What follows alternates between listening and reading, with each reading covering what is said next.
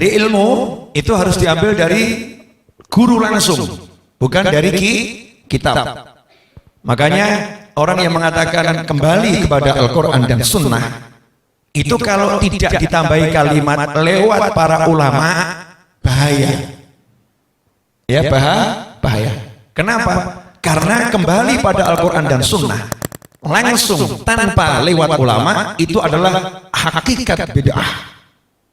Itulah bid'ah yang sebenarnya, dan itulah sumber munculnya bid'ah, sesuatu yang baru yang bertentangan dengan Al-Quran dan Sunnah. Kenapa? Karena akhirnya muncul pendapat sendiri, pikiran sendiri, hawa nafsu dan lain sebagainya. Tapi beda orang yang belajar dari manusia, yang manusianya belajar dari manusia, yang manusianya belajar dari manusia, punya rentetan sanad keilmuan, ya, ranting, cabang, sampai akar, batang seperti pohon itu ya, sampai ke akarnya, sampai ke sumbernya, akhirnya nyambung sampai sahabat sampai kepada Nabi Muhammad sallallahu alaihi wasallam. Rasulullah anillah adabani rabbi fa ahsana ta'dibi, yang mendidikku adalah Tuhanku, maka pendidikan Tuhanku adalah yang terbaik. Ya, wa ma yantiqu anil hawa, tidak pernah bicara dari hawa nafsu, tapi adalah wahyu yuha, wahyu yang diwahyukan. Jadi semua perilaku, ucapan, pikiran, hati Nabi Muhammad SAW itu dalam bimbingan Allah Subhanahu wa Ta'ala, dan itu ditransfer kepada para sahabat transfer kepada para tabi'in dan seterusnya sampai hari ini. Nah, saya kemarin dapat masukan bagus, ya, dan masukan itu jadi ilmu untuk menjelaskan pada pagi hari ini. Kalau di perbankan, di kantor, perusahaan itu ada customer service, CS ya, ada customer service. Nanya, orang untuk jadi CS itu langsung diterima atau harus melewati ujian dulu? Ujian dulu. Setelah diterima langsung ditugaskan atau di training? Di training. Standar SOP training untuk CS itu ada atau enggak ada? Ada. Yang grading dan lain sebagainya ada kan? Ada. Nah, biasanya orang kalau jadi CS punya enggak itu standar kesamaannya itu? Ada kan ya standar kesamaannya? Gimana nyambut tamu, gimana cara melayani, kalau ada orang marah-marah seperti apa? Itu jadi CS ada ya? Anda kalau di bank misalnya, di bank syariah A gitu, datang marah-marah ke CS itu wajib senyum. Iya Pak, maafkan kami Pak. Iya Pak, insya Allah kami akan perbaiki pelayanan kami Pak. Harus senyum. Kalau CS-nya nggak senyum, gagal.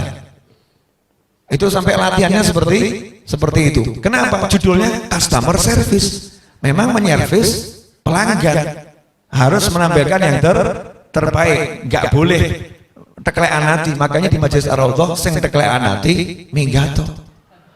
Ya, mudah patah hatinya silakan pergi. Yang saya maksud begini. Nah, standarnya ini ada kan? Standarnya ada. Orang di training.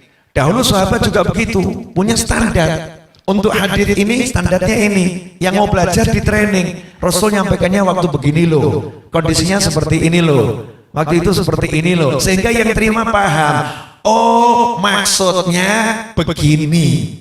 Ya, oh maksudnya begini. Terus itu ditransfer dari satu generasi ke generasi yang lain. Muncul buku. Ya, maka ketika buku itu muncul, itu membantu, ya, itu membantu sekaligus jadi fitnah, ya, jadi ujian. Kenapa? Karena berjalannya waktu ada manusia-manusia yang melupakan guru, Dia cuma mau pegang buku nih, sumber informasi. Cukup saya belajar dari buku. Sementara yang nulis buku menyerahkan buku itu kepada muridnya. Muridnya. Artinya apa? Dia tulis, kemudian diajarkan kepada muridnya. Khatam. Nanti muridnya mengajarkan buku itu kepada muridnya yang lain. Sehingga muridnya ulama yang belajar dengan buku ini panduan, dia bisa menjelaskan kepada yang lain sama persis apa yang diajarkan oleh gurunya. Nah, di situ nanti Allah kasih ilham, tambahan ilmu. Di situ ada yang namanya tambahan pemahaman, tapi tidak melawan pemahaman yang ada. Bisa dipahami? Oke. Berarti sebetulnya cara belajar dalam Islam yang seperti ini keren atau enggak keren? Keren ya?